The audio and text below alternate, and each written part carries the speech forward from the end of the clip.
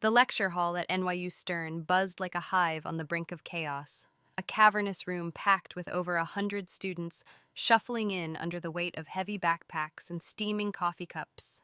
It was a crisp October afternoon in 2025, the kind where the air outside carried the faint scent of fallen leaves and chimney smoke, but inside, the heat of too many bodies pressed together made the space feel stifling.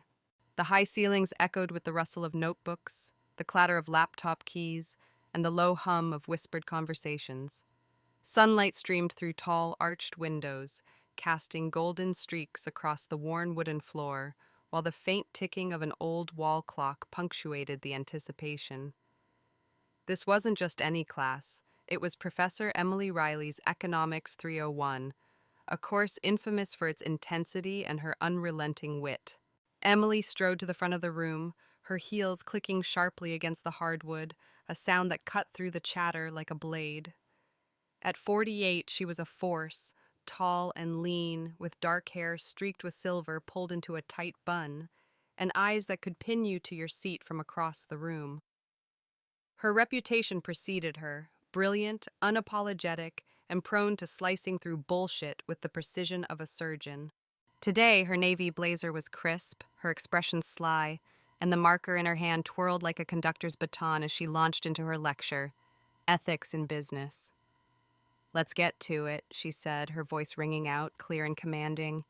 "Mismanagement, corporate greed, the kind of decisions that tank companies and ruin lives."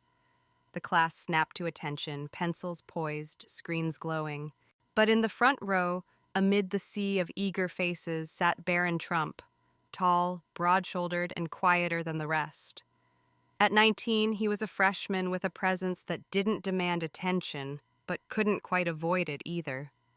His dark hair was neatly combed, his navy sweater understated, and his notebook lay open before him, untouched so far. Most students knew who he was. How could they not? But few dared to acknowledge it outright. He wasn't here to flaunt his name. He'd enrolled under the radar, just another kid chasing a degree. Yet his calm demeanor hid a storm of thoughts, a lifetime of scrutiny packed into those steady hazel eyes. Emily's lecture took a turn, her tone sharpening as she zeroed in on a target. "Let's talk about Donald Trump," she said, a smirk tugging at her lips. "A so-called billionaire whose ethics are as questionable as his hairline." Nervous laughter rippled through the room, a wave of unease masked as amusement. She didn't stop there. His real estate ventures, overinflated failures propped up by hype, his leadership, textbook narcissism, arrogance dressed up as strategy. The air thickened, the scent of coffee mingling with the tension that settled over the students like a fog. Some shifted uncomfortably, stealing glances at Barron, who sat still as stone, his jaw tightening ever so slightly. Outside, the wind rattled the windows, a faint howl underscoring Emily's escalating critique. Inside, the room felt smaller, the walls closing in as her words grew personal. Barron's classmates whispered, quick, hushed exchanges like static, but no one dared meet his gaze. He was a Trump, yes, but he was also just a kid in a lecture hall, caught in the crosshairs of a professor's razor-sharp tongue. And as Emily slammed her marker on the podium, punctuating her takedown of Donald Trump's infamous bankruptcies, the collective breath of the room held, waiting for what came next. Emily paced the front of the lecture hall, her energy electric, feeding off the silence she'd commanded. "Take his art of the deal," she said, her voice dripping with sarcasm. "A masterclass in over-promising and under-delivering. Look at the Atlantic City fiasco. Millions lost, jobs gone, all because one man thought he could spin failure into gold." She flipped through a stack of notes, projecting a grainy image of a crumbling casino onto the screen behind her. The room dimmed slightly as the projector hummed, casting shadows that danced across the students' faces. "This," she declared, pointing at the screen, "is what you don't do if you want to succeed in business." The marker hit the podium again, a crack like thunder. The tension was a living thing now, coiling tighter with every word. Students fidgeted. Jake, a wiry sophomore with a mop of curly hair, chewed his pen cap to splinters. Sarah, a junior with a perpetual frown, scribbled notes so fast her wrist cramped. They weren't just uncomfortable, they were transfixed, caught between admiration for Emily's boldness and dread for Barron's silence. He hadn't moved, his hands resting on his notebook, but his knuckles whitened briefly, a flicker of strain beneath his composure. His classmates darted glances his way, some with pity, others with curiosity. Would he crack? Would he storm out? The clock ticked louder, a metronome to the mounting pressure. Emily, perhaps emboldened by the lack of pushback, leaned into her critique. "What's truly remarkable," she said, her eyes glinting, "is how someone can fail so spectacularly and still brand themselves a genius. It's spin over substance, folks. A lesson in marketing, not ethics." The room was a crypt, the earlier laughter replaced by a suffocating stillness. Jake whispered to Sarah, "She's going too far," but Sarah just shook her head, eyes wide.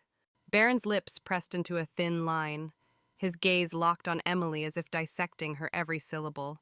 He wasn't angry, not visibly, but there was a fire in him, smoldering beneath the surface. Then it happened. Barron shifted, a small movement that sent a jolt through the room. He raised his hand, steady and deliberate, and the air crackled with electricity. Every head turned, every breath caught. Emily froze mid-sentence, her marker hovering over the podium. "Yes?" she asked, her voice measured but laced with surprise, as if she hadn't expected him to dare. Barron paused, letting the weight of the moment settle, his classmates' eyes boring into him like spotlights. When he spoke, his voice was calm, deep, and unshaken. "I'd like to say something if that's okay." Emily nodded, stepping back slightly, her expression unreadable. Barron leaned forward, hands clasped on his desk, and the room leaned with him. "My father taught me something about success," he began, his tone even but firm. "He taught me that behind every achievement there's a team, people who work hard, who stay loyal, who believe in the vision even when it's tough. I've seen it myself. Resilience, dedication, those are the values he passed down." His gaze swept the room briefly, meeting a few stunned stares before returning to Emily. "That's what I try to live by." The words landed like stones in still water, rippling outward. Jake stopped chewing his pen, Sarah's pencil stilled. Barron wasn't done. His tone softened, but an edge of conviction crept in. "I get that public figures like my dad are fair game for criticism. They should be. It's part of accountability. But there's a line between calling out flaws and turning someone into a punching bag for everything we don't like. No one's perfect, and no one builds anything alone. I think we owe it to ourselves to see the whole picture, strengths and weaknesses, not just the easy shots." The climax hit like a thunderclap, not in volume, but in impact. The room was silent, charged with a mix of awe and introspection. Barron's words weren't a defense born of blind loyalty. They were a plea for fairness, delivered with a sincerity that cut through the noise. Emily's smirk faded, her marker lowering as she absorbed the weight of his response. The students didn't know whether to clap or shrink into their seats. Barron sat back, his composure intact, but his presence loomed larger than ever. The silence stretched, taut and heavy, until a faint rustle broke it, Sarah shifting in her seat, her frown replaced by a thoughtful crease. Emily set her marker down, stepping out from behind the podium, her usual sharpness softened by something new. Respect. "You make a fair point," she said, her voice quieter now, almost reflective. "It's easy to tear into the negative, especially with someone as polarizing as your father. But you've reminded me there's more to every story than the headlines." Barron nodded, his expression steady. "Thank you for hearing me out," he said simply. A ripple of applause broke out, not loud but earnest, a quiet acknowledgement of Barron's grace under fire. Emily hesitated, then added, "And thank you for speaking up. It takes guts to do that." The tension eased, the room exhaling as the lecture resumed, but the energy had shifted. Students who'd been silent now raised hands, tossing out questions with a boldness they hadn't shown before. Barron listened, jotting notes, letting others take the lead. the spell of his words lingered, a thread woven into the fabric of the day. As the class ended, the shuffle of packing bags felt slower, heavier, as if no one wanted to break the moment. Barron stood, slipping his notebook into his bag, when a voice stopped him. "Hey," said Mia, a soft-spoken junior with braided hair and a shy smile. "What you said, it really hit me. I think we all needed that." Barron offered a polite nod. "Thanks. I just think there's more to every story than what's on the surface."